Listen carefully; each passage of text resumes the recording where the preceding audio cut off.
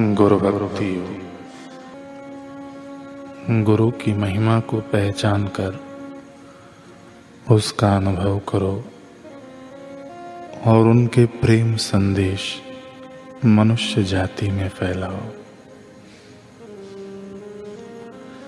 ऐसा करने से गुरु की कृपा आप पर उतरेगी। आचार्य के प्रति कर्तव्यों में से कभी भी विचलित मत हो। श्रद्धा, विनय एवं भक्ति भाव पूर्वक गुरु को खूब मूल्यवान भेंट देनी चाहिए। गुरु को श्रेष्ठ दान दो।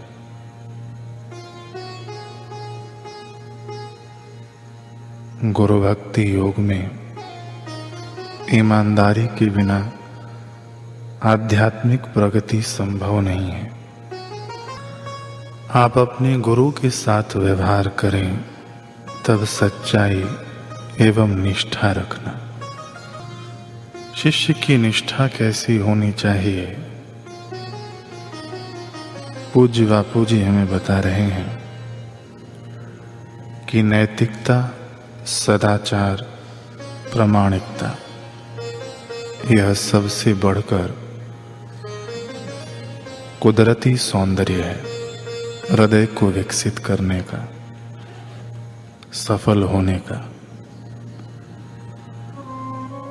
ऐसा बोलें कि दूसरा ठीक से समझ सके। ऐसा व्यवहार करें कि दूसरा धोखे में न रहे। दूसरा धोखे में रहे ऐसी बात बनाना और फिर अपने हितैषी के लिए भी ऐसी बात सोचना और फिर तोड़ मरोड़ के प्रस्तुत करना, ऐसे व्यक्ति को तो कई जन्म लेने पड़ेंगे। जो अपने हितैषी हैं उनके आगे भी जो व्यक्ति नैतिकता, प्रामाणिकता नहीं रखता, उसको तो ब्रह्मा जी भी नहीं बचा सकते हैं। जो अपने हितैषी हैं, जिन्हें हम गुरु मानते हैं, उनके आगे नैतिकता नहीं रखी, फिर तो हो गया काम पूरा। जैसे शराबी को पता ही नहीं चलता कि मैं पाप कर रहा हूं, अपना विनाश कर रहा हूं, ऐसे ही अनैतिकता, अप्रामाणिकता जिसके चित्त में है, जिसको गुरु से अनैतिकता और अप्रामाणिकता से व्यवहार करने की आदत हो जाती है, उसको पता भी नहीं चलता कि मैं अनैतिक हो रहा हूं, अप्रामाणिक हो रहा हूं, तबाह हो रहा हूं। यह भी मजे की बात है। वह तो ढूंढेगा कि बापूजी को यह बात किसने बताई, किस रीति से कही कि मैं भी उस रीति से प्रस्तुत करूं। उलझी हुई बुद्धि, अत्यंत मलिन बुद्धि अंतरात्मा का संदेश नहीं समझ सकती।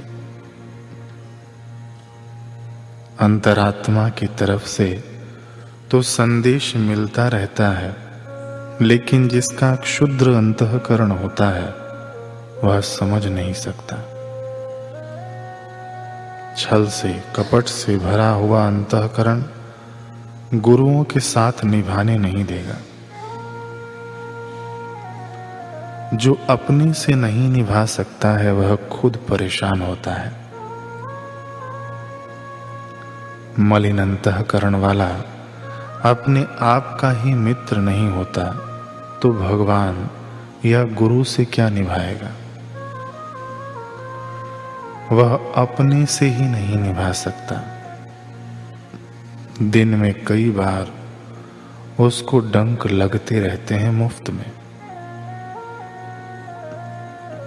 फलाने में यह हुआ, इसमें ऐसा हुआ,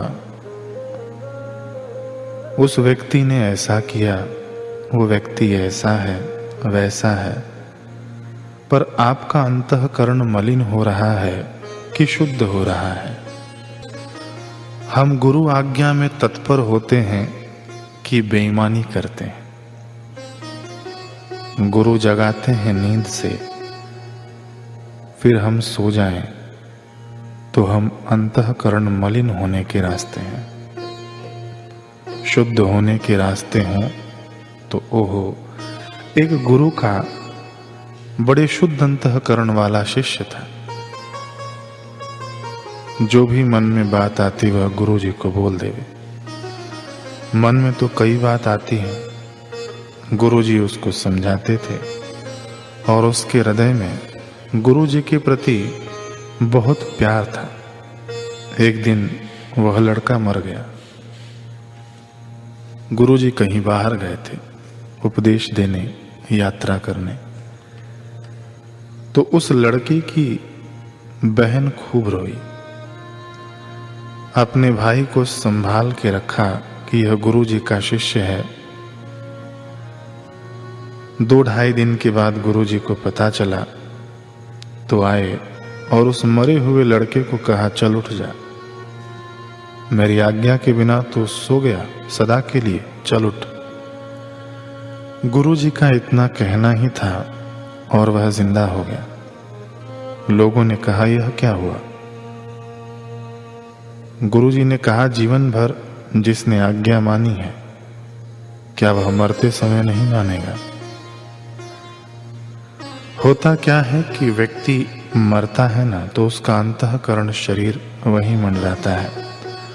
उस लड़के का अहोभाव था गुरु जी के प्रति कि मेरे गुरु मेरे सर्वस्व हैं, और आज्ञा मानता था, छल कपट नहीं करता था।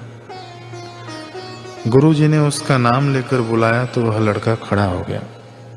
पहले जो चमत्कार घटते थे ना, वे ऐसे लोगों के निमित्त से होते थे। ऐसे शिष्य होते थे जिनका अंतःकरण पूरा शुद्ध होता था, पूरा समर्पण होता था, और उन्हीं पर गुरुओं के संकल्प काम करते थे। जैसे जुताई की हुई भूमि में ही फसल होती है, सड़क पर तो होती नहीं, ऐसे ही ईमानदार, एकनिष्ठ, गुरु के सिद्धांतों पर चलने वाले शिष्य के अंतःकरण में ही गुरु ज्ञान प्रस्फुटित होता है, ठहरता है। बेईमान, गुरु आज्ञा की अवहेलना करने वाले शिष्य के अंतःकरण में नहीं। सच्चा ज्ञान तो सद्गुरु के चरणों की निष्काम सेवा से ही मिलता है। जब शिष्य अपने गुरु की बिन शर्ती शरणागति स्वीकार कर लेता है, खुद अमानी बन जाता है, गुरु की इच्छा में अपनी इच्छा मिला देता है, तब ऐसे सत्शिष्यों के लिए ज्ञान का मार्ग सुगम हो जाता है।